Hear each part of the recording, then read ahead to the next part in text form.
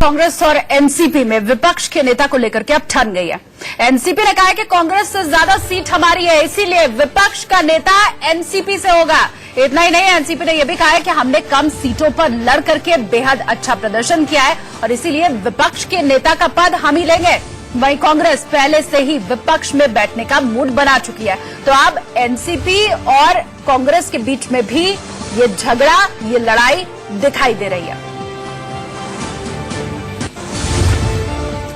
देखिए, महाराष्ट्र में कांग्रेस और एनसीपी का गठबंधन सरकार बनाने में भले ही कामयाब नहीं रहा हो, लेकिन 78 साल के शरद पवार ने यह साबित कर दिया कि राज्य की राजनीति में उनका सिक्का आज भी चलता है।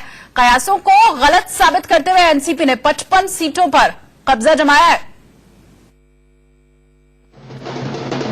और माना जा रहा है कि शरद पवार का ही करिश्मा है कि न सिर्फ एनसीपी बल्कि कांग्रेस और दूसरी सहयोगी पार्टियों ने उम्मीद से बेहतर नतीजा दिया। 2014 में कांग्रेस को 42 और एनसीपी को 41 सीटें मिली थी, जबकि 2019 में कांग्रेस को 42 और एनसीपी को 54 सीटें मिली हैं। इतना ही नहीं, एनसीपी ने 17 लोकसभा उपचुनाव में भी बाजी मारी। ये जो माहौल किया गया था कि 220 के आगे वहां तक जाने के बाद गवर्नमेंट की तरफ से, रूलिंग पार्टी की तरफ से रखी गई थी, मगर इस चुनाव में कांग्रेस पार्टी, राष्ट्रवादी कांग्रेस पार्टी, समाजवादी पार्टी, स्वाभिमानी क्षेत्रीय संगठन, इंडियन वर्कर्स पार्टी और अन्य हमारे सहयोगियों ने मिलकर इस चुनाव का सामना करने की जो तैयारी की थी, उन्हें महाराष्ट्र की जनता की तरफ से हमें अच्छा सहयोग मिला है। महाराष्ट्र विधानसभा चुनाव से पहले एनसीपी दोहरे संकट से गुजरी।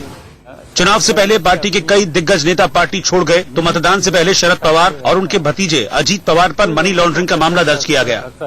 लेकिन इसके बावजूद शरद पवार मोर्चे पर टिके रहे और नतीजों से सबको चौंका दिया। अपोजिशन के ऊपर एक तरह का पर्सनल अटैक करके एक गलत एटमॉस्फेयर तैयार करने के लिए कोशिश की, ये लोगों को पसंद नहीं पड़ा। कांग्रेस और एनसीपी गठबंधन ने शरद पवार के चेहरे पर यह चुनाव लड़ा। ज्यादा उम्र के बावजूद शरद पवार ने पूरे जोश से प्रचार भी किया। सतारा में मूसलाधार बारिश के दौरान उन्होंने एक चुनावी रैली की और भीगते हुए अपने उम्मीदवार के लिए वोट मांगा। माना जा रहा है कि शरद पवार लोगों की भावनाओं को खुद से जोड़ने में कामयाब रहे। देश का प्रधानमंत्री, हमारा भी प्रधानमंत्री है, सबका प्रधानमंत्री है, और देश के किसी व्यक्ति को या पॉलिटिकल फोर्सेस या किसी सेक्शन को डूब के मर जाओ, इस तरह की भाषा मुझे लगता है प्रधानमंत्री को शोभादायक। महाराष्ट्र में सरकार का समीकरण साफ है, लेकिन पवार और उद्धव ठाकरे की नजदीकियों की वजह से ये चर्चा भी जरूर चली कि क्या शिवसेना और एनसीपी आपस में मिलकर सरकार बना सकते हैं। शिवसेना से हाथ मिलाना सही रहेगा, इस पर मौका अच्छा है। हम तो नहीं करेंगे, हम एनसीपी और कांग्रेस और हमारे जो साथी, हम सब मिलकर तय करेंगे आगे की नीति, आगे का प्रोग्राम।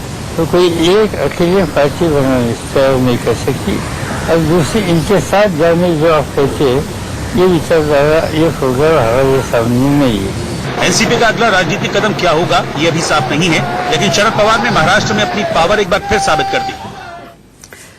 तो अभी तस्वीर ये है महाराष्ट्र की कि एनसीपी और कांग्रेस में खींचतान चल रही है और वहीं बीजेपी और शिवसेना में भी। एक छोटा सा ब्रेक, जल्द हाजिर होंगे।